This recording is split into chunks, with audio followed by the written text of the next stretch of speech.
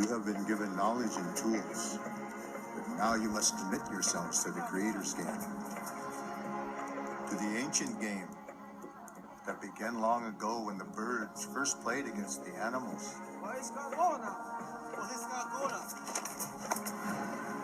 However, you must first accept who you are. Within each one of us resides an animal spirit.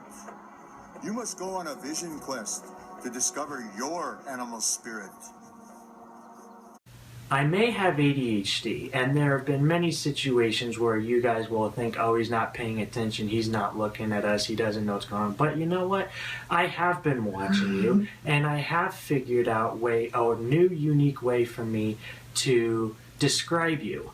And the way that I hope to do it is through this Totem project, the Francavilla Totem Project 2015, where I have assigned each of you, I mean, you can take it or leave it, whichever you want to do. But this is the way that I view each of my family members through an animal totem spirit in a unique way that you may never have thought to see yourself as before.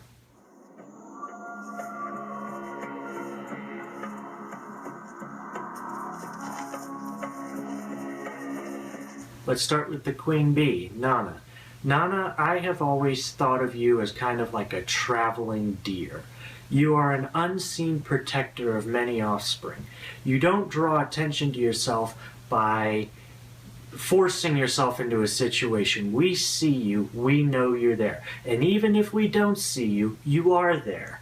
You've been fully aware of all 19 members of your family from the minute we were born, our activities throughout, but without kind of attracting a spotlight. You think of a deer, they come in and out of the trees quietly. You may see them, you may not. But if you do see them, what are they always doing? They're staring right back at you. Nana, you're the traveling deer.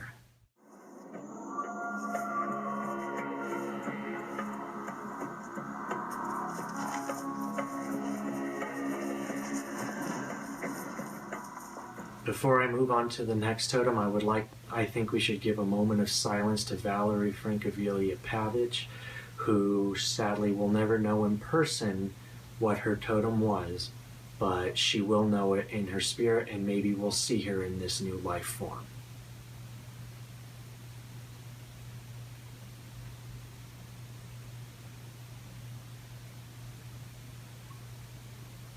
Valerie Jen Pavich. I've always thought of you as the Twilight Raccoon. You are an individual who was secretive, who kept to herself. You were very mysterious. You think of a raccoon, they have the black mask over their face. In fact, the sign in American Sign Language for raccoon is this. You were one who could make something out of nothing. You think of a raccoon, we throw a piece of trash away, well, they're going to find some sort of use for it. My experience with you in that is I remember one time I broke a pool stick and I thought I had just destroyed this toy, if you will. But you didn't even use a piece of tape. You didn't even use a piece of glue. What you did was you took off, I think it was your scarf that you were wearing, and you just tied it around, and I was like, that's not going to work. But I tried it as soon as she gave it to me, and I sank the 8-ball and won the game. So, Aunt Val, you are the Twilight Raccoon, and I hope that wherever you are in your life form now, you can hear me, and you can know that this is what you are, and maybe the next time I make eye contact with the raccoon, you know, I'll be seeing you again. And so will the rest of the family.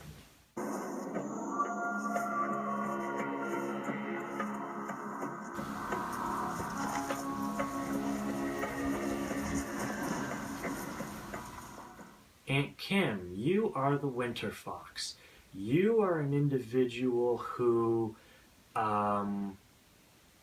you're one who can withstand really freezing temperatures. You are one who can navigate through harsh conditions, whether they be low temperatures or pressure situations, but you thrive in those situations. You're very good at finding resources during very harsh times or conditions. You also are an individual who can, um, it's like in the midst of all of this pressure or whatever, you still love to perform. If you were to travel to Antarctica, I don't know anybody in this family who would, but you would see a fox who was always on a mission, always finding something to do, traveling either alone or with company, but you're always on a mission to make something happen, make something work, and you are able to kind of like, you're able to see things that other people can, such as prey in the middle of a blizzard when no one else can see it, but you can sense it out and you're able to figure out the best use for whatever it is you find in whatever harsh conditions you are in.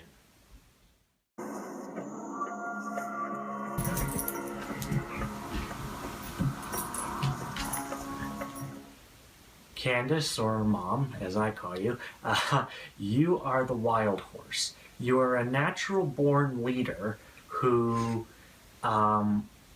always has a lot on her plate. You're always involved in a very big organization, very big group of people who look to you for leadership.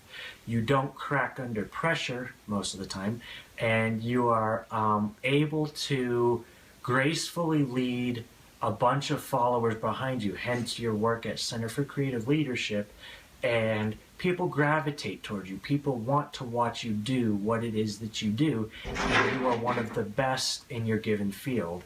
So, Mom, for you, the wild horse.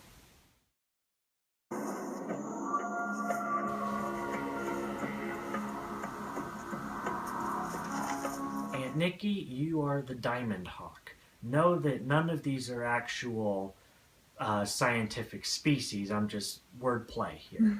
I think of you as the diamond hawk because you are one who can attract attention in ways that are unique. You have your own way of doing things that other people view as unique or interesting. And as a diamond, it has a very strict policy of how it is formed, either in the trigonomical shape or whatever it is you might find in K jewelers these days. But a diamond hawk, if there was such a species, is one that can that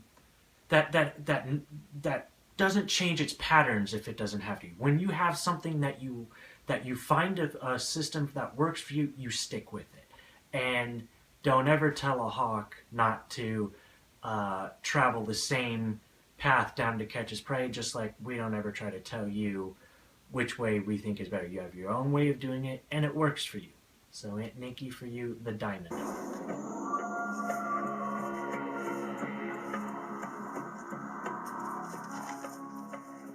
Aunt Lisa, you are the coast dolphin. A coast dolphin is an individual who loves to be surrounded by family and friends, those who she is close to.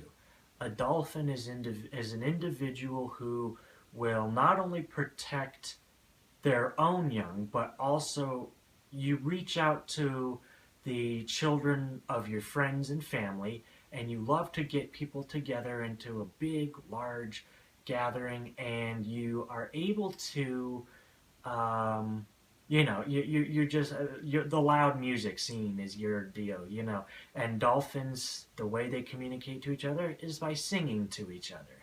So it's like you're always there to help every child that you see come up for their first breath of air. So for you, Aunt Lisa, the coast dolphin.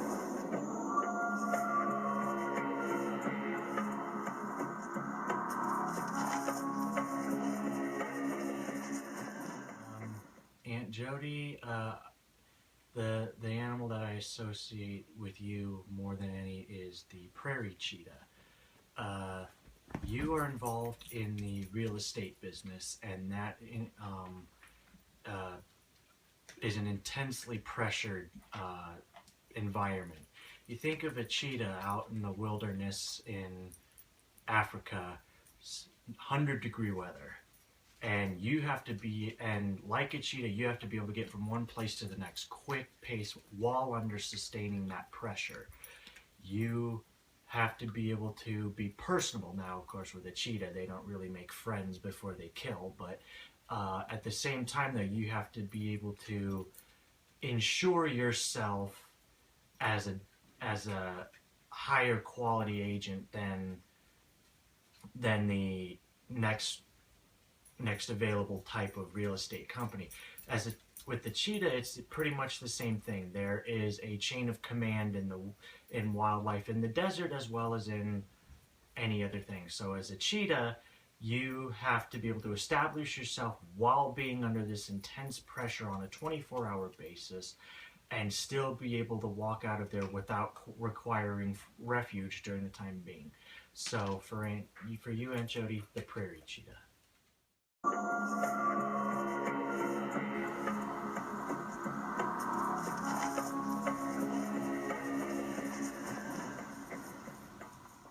Jesse, the animal that I associate you with is, again, none of these are scientific species, but I'll refer to you as the electric bear. Go Chargers, kind of.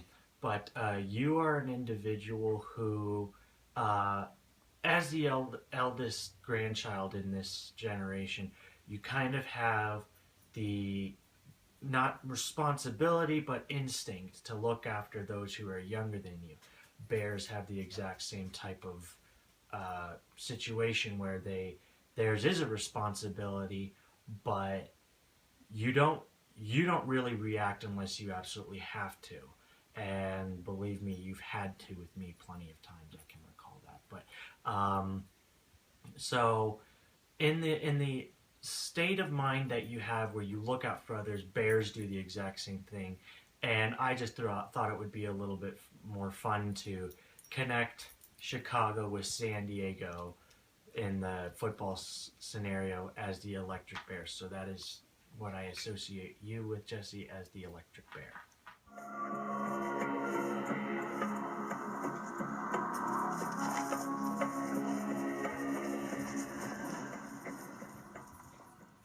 The eldest of the Murphy trio. Megan, I have associated you with what I'll call as the treasure-filled otter. You are an individual who always has this nose for, adventure, but also that there's some sort of destination in mind. I have been going places with you since as long as I can remember, and there's never been a boring destination. There's always been something, whether it be the Spazookies in Bass Lake or something like that. The only question I have whenever you say, "Hey, let's go somewhere," is not so much what the destination is, but which body of water will we take this time. So for you, Megan, the treasure-filled otter.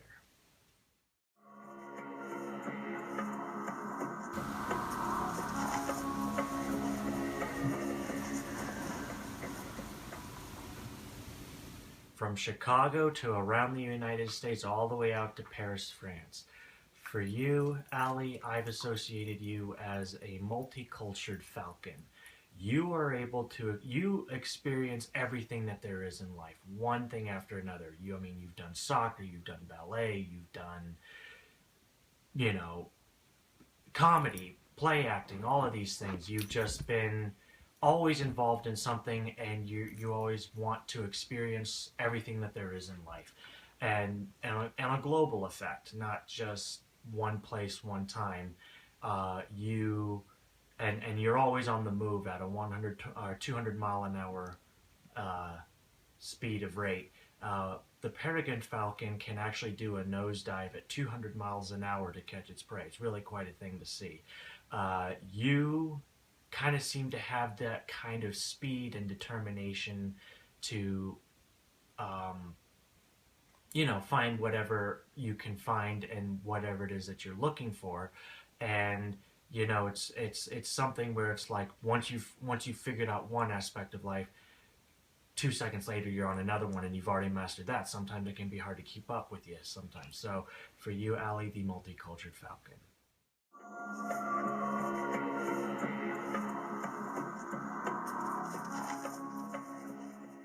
Maddie, I've always kind of associated you with the coyote, or as I'm going to call you, the clever coyote. I remember of all of the people in our family who was the one who kind of was saying to me, "This is the wrong way to do something. This is the right way to do something." You were the one who was first to act on something like that, and you always had a different way of approaching everything that would be every situation, and you never had the same solution twice. It would be the same message because I screwed up the same way every time, but it would be a different way of looking at it in ways that only Maddie Murphy would be able to come up with something to explain the situation like that. And you're also one who can, it's like you throw the manual out the window. Whenever there's something that you need to be doing, you throw the manual out the window and you say, okay, that may be the way I'm supposed to do it, but this is the way I'm going to do it. And it never failed to surprise me what it is that you came up with as to how to do something, whether it be work, school, or fun. So for you, Maddie, the clever coyote.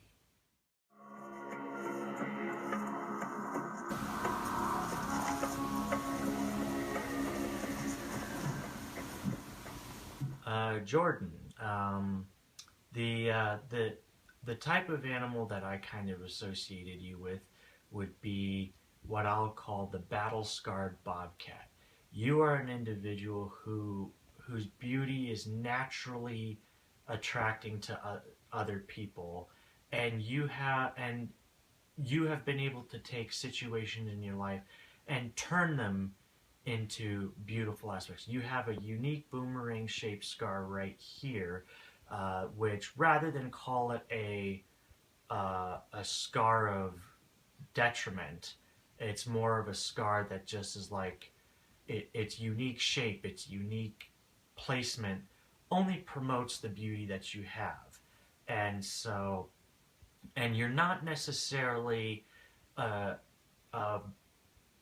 bigger, more aggressive animal like some of the other ones I've associated with family.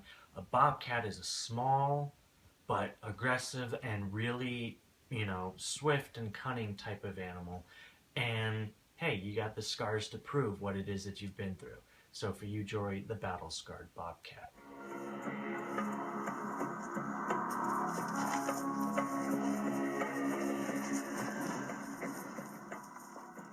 The only other male in the family, Kyle, I've associated you with the red-scaled rattlesnake. You are an individual who can go from hot to cold really, really quickly. I've seen you be as calm as any other member of the family, but when you get mad, it's no picnic. I've experienced that plenty of times. You're an individual, you think of a rattlesnake, they're a quick, when the rattle starts, you're in trouble. You give off the fair warning prior to whatever it is you're going to do to react. And like a rattlesnake, it's just a quick bite and retract, bite and retract. And you are somebody who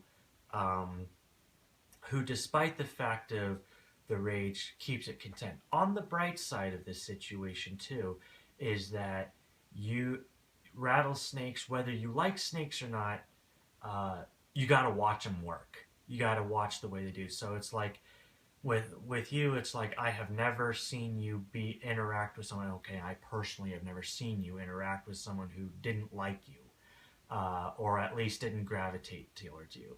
So and a snake does not see two-dimensional and is colorblind, not implying anything. But you use multiple interpretations for the world around you: vision, hearing, smell, whatever it may be, but you always identify something around you that a lot of people don't notice, and the next thing you know, you never miss a meal either. So for you, Kyle, the red-scaled rattlesnake.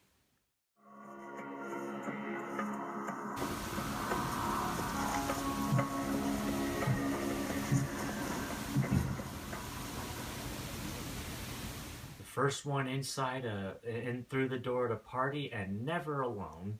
Cassidy, I've always thought of you as kind of like a party sea lion. You look at the sea lions on the bank, and you are from California mostly, and they're never alone. And there's always something going on in the family of sea lions. You are, again, the first one through the door and the last one out. And you have this energy about you in not just party situations, but in all social situations where you're the bubbliest one in the group. And you have several different groups of friends, several different groups that you associate yourself with, and you also never fail to establish your presence and kind of search for some sort of dominance in the situation you're in, and usually you succeed in doing so. You're an individual who, lives kind of a carefree life and always wants to be surrounded by those who you have in common with, and you aren't really very shy in kicking those to the curb who disagree with your ways. That's not a bad thing, but it's kind of like it's my way because I say so, and if you don't like it, you can leave. So for you, Cassidy, the party sea lion.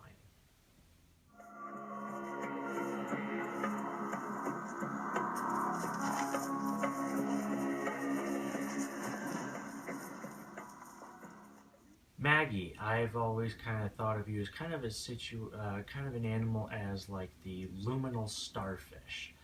You are an individual who can shine brighter than anyone else in the group. You're somebody who, just like at best, like you said, follow me, everything's gonna be all right. You, you are an individual um, who can't be broken.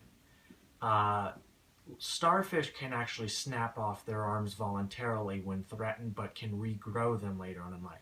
I pray to God that I'd ever see that happen to you. But in the psychological aspect, it's like you can do whatever it is you want to detriment this person, but she's gonna regrow, and she's gonna continue going on. And you're somebody who would, it's like you just like a starfish, you're walking along the bank, you're going to see it. You could be looking in the sky for whatever it is you're looking for, sunshine or cloud formations or whatever, but you're going to end up looking at the ground and you will see a starfish. In your case, it's kind of like a mirror effect. It'll blind you if you don't if you're not wearing the sunglasses required for the circumstances. So for you, Maggie, the luminal starfish.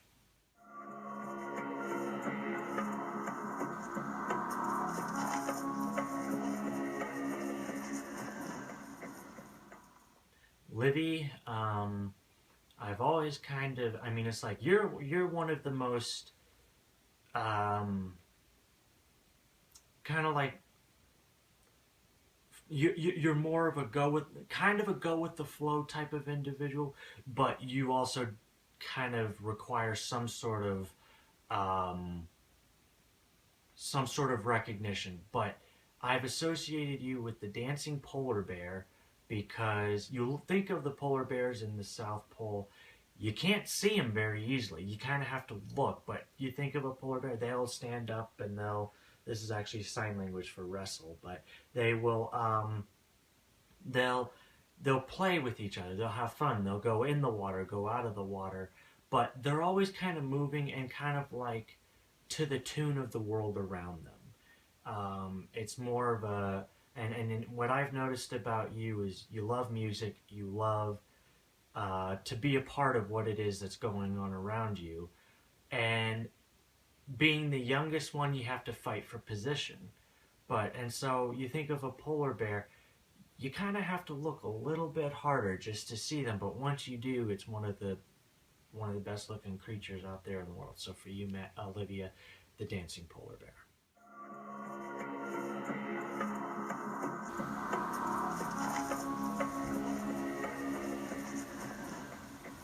Angela, you have embraced yours from the minute I told it to you. I've thought of you as the jackrabbit. docile when calm, but can turn into instant aggression when it finds that there's threat to harm of self or family. You are one who is also jackrabbits are one of the most intelligent animals in the world, and I can't think of a smarter person that I've met in my life. I've tried reading your textbooks and I get lost in the first sentence, but you read the whole thing in an hour, it can seem like. You're also a quick pace mover and you are very social. Jackrabbits are possibly the biggest family animals in the animal kingdom, and you also are kind of one who has this dominance over the people, not over the people around you, but they, in the sense that it's a bad thing. But it's like every friend that I've ever seen you have has looked to Angela for advice, looked to Angela for study support, looked to Angela for just like, who is this person that I'm gravitating towards? I got to learn more about her. On the family thing, though, it's like you have made it very clear to your friends and the people around you that you have a mentally challenged brother, and it's like, well, yes, it's true, but I don't. If you let me hear, and if I hear you say anything like that, I'll get right up in your face, as of the event in 2003, and it's like you will guard those around you that you care for, and just you know do it in the most intelligent manner possible for you, Angela the Jackrabbit.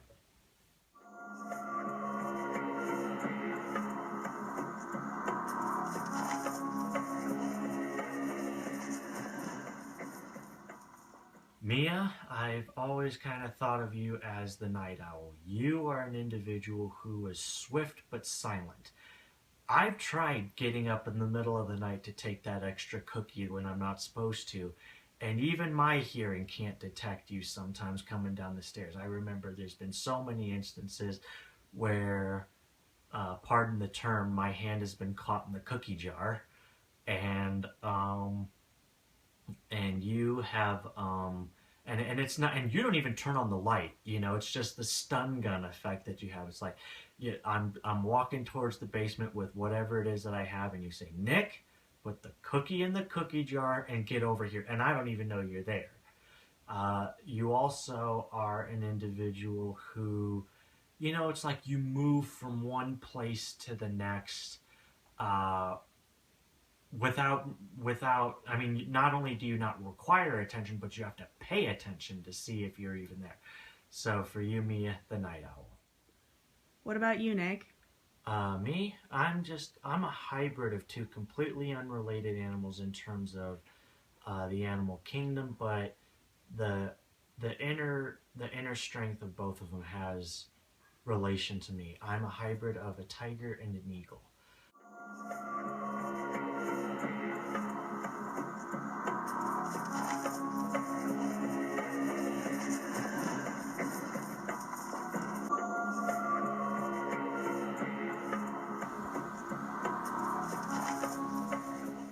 I am an individual who has to start from the bottom with everything he has to do, given my neurological challenges, and work my way to the top.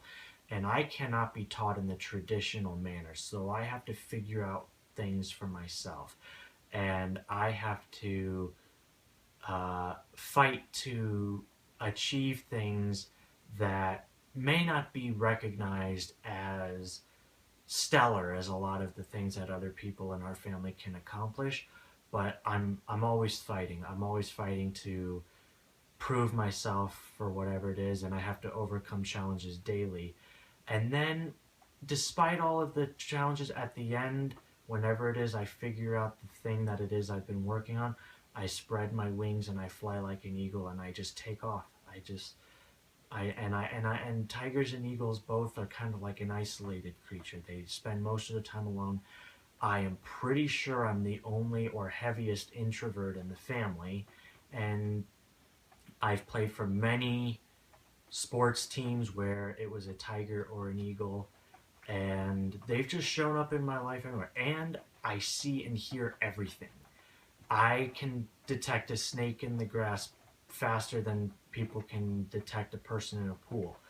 And I just, they've just shown up in my life for since the dawn of my time, when my dad nicknamed me Tiger. And I have just and I just love both animals, and I'm a huge supporter of the eagle feather law, which uh, enables American Indians to continue their traditional practices. So for me, I'm a hybrid tiger and eagle.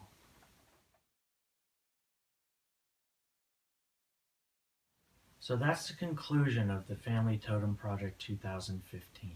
I hope that you guys have enjoyed to some degree what it is that I've come up with.